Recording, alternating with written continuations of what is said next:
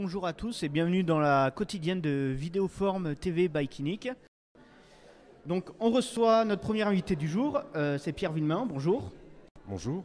Alors est-ce que vous pouvez vous présenter en quelques mots? Je m'appelle Pierre Villemain, je suis enseignant à l'ESAL Metz, l'École supérieure d'art de Lorraine, depuis un certain nombre d'années. Et donc j'ai une pratique de vidéaste, d'artiste. Je me définirais plutôt comme fabricant de films. Je me compare à un artisan, voilà, qui travaille tout seul. Et Vidéoform est une occasion de montrer son travail. C'est plutôt très bien pour moi.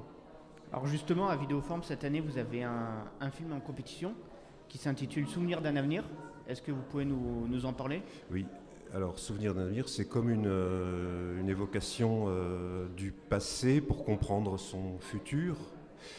C'est-à-dire que je me suis intéressé à des propos de neurologistes qui parlent de la manière dont on se réapproprie son propre souvenir. Le fait de revenir en arrière dans sa mémoire provoque une altération et une modification de ce qui revient en mémoire. Bon, après c'est une base et je m'en suis servi pour faire ce film. Et j'ai aussi, je me suis réapproprié des textes qui sont importants et pour moi. C'est un texte de Chris Marker issu de La Jetée et un texte d'Alain Robbe-Grillet qui est issu du film l'année dernière à Marienbad, réalisé par Alain Resnais. C'est un film qui parle aussi de mémoire, aussi d'une certaine manière de comment un groupe de personnes déambule et vit dans un château sans vraiment se voir. Alors justement les internautes vont pouvoir voir un petit extrait du film. Pourquoi avoir justement choisi le sujet de la mémoire?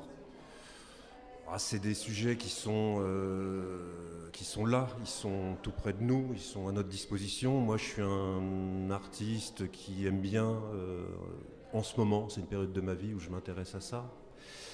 Et d'ailleurs, le film Souvenir d'un avenir est la partie d'un tout, c'est-à-dire que c'est presque le début d'un long métrage que je suis en train de finir. Et qui va encore plus loin dans des archives familiales, des images que j'ai filmées de ma famille et qui sont confrontées à des images actuelles. Donc je fais des bonds dans le temps de 12 ans, de 40 ans avec des images en Super 8. Voilà, c'est des choses qui m'intéressent, qui me préoccupent. C'est une sorte d'arbre généalogique vidéo? Après, le film, je le mets à disposition d'un public, donc le public, je fais tout pour qu'il puisse s'y reconnaître. C'est un peu le travail des artistes, c'est aussi de véhiculer, de transmettre des idées, des saveurs, des sensations. Je le vois vraiment comme un film de cinéma, mais il peut être projeté ailleurs que dans une salle de cinéma. C'est vrai que la projection frontale sur écran blanc, c'est un truc qui marche très bien, mais j'aime bien aussi faire des projections, quand c'est possible, dans des structures associatives, dans des locaux qui ne sont pas forcément adaptés à la projection, mais qui restent quand même des salles. Il faut que la salle soit noire, il faut qu'il y ait un bon vidéoprojecteur et une bonne sono.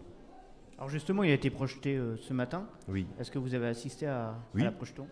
À la projection, oui, bien sûr, c'est toujours intéressant de voir son travail agrandi, parce qu'on voit forcément tout ce qu'on aurait pu faire, en plus. Et en termes de réaction du public?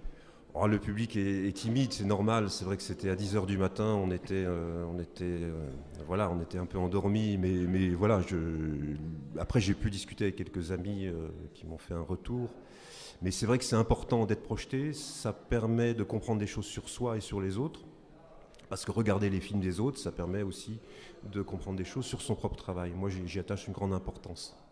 Et justement, votre réaction quand vous avez appris que Vidéoform avait fait le choix de sélectionner votre film? Évidemment, j'étais très content. Voilà, mais Vidéoform, c'est une vieille histoire d'amour. Je les connais depuis des années 2000. La première fois que je suis venu, c'est en 99. On parlait de vidéo numérique, mais pas HD. On était dans la vidéo standard, donc une image un peu plus frustre, des moyens un peu plus complexes, plus difficiles à mettre en œuvre, mais c'était une belle époque. Donc Vidéoform, pour moi, c'est comme une vieille relation, c'est un vieux couple. C'est quelque chose que j'aimerais entretenir encore pourvu que Vidéoforme vive encore longtemps.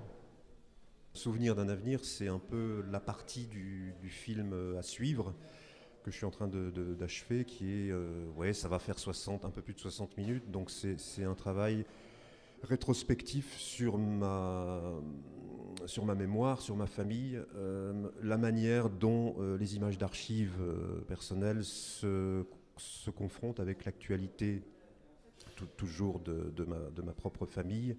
Et voilà, c'est un film qui se voudrait toucher des gens. C'est quelque chose qui, malgré son apparente, on va dire, je parle de choses très personnelles, mais ça parle à tout le monde, j'espère, normalement. Ça doit faire écho à chacun d'entre nous, chacun des spectateurs. Mais bon, voilà, c'est un film à venir. C'est quelque chose qui sortira, je ne sais pas quand, ni où, voilà, dans un festival. Puisque je travaille toujours en autoproduction, j'ai un distributeur, mais c'est un distributeur qui est Eurexquise, qui est très connu parce que c'est un outil de référencement fabuleux. C'est un catalogue qui permet de référencer des films entre art vidéo et documentaire. Donc il faut un travail de curatorial, et aussi c'est bien aussi d'être à la disposition, d'être dans un catalogue pour être vu et choisi par des gens qui ne me connaissent pas forcément. Voilà.